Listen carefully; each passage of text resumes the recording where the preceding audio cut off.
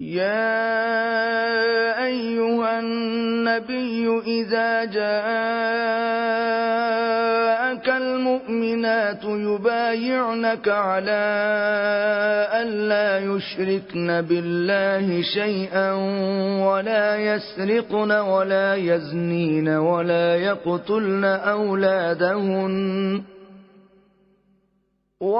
يقتلن أولادهن ولا يأتين ببهتان يفترينه بين أيديهن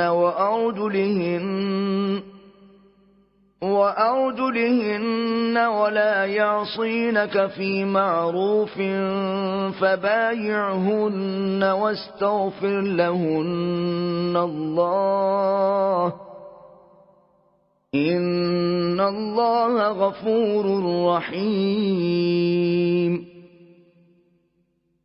يا أيها الذين آمنوا لا تتولوا قوما غضب الله عليهم قد يئسوا من الآخرة كما يئس الكفار من أصحاب القبور.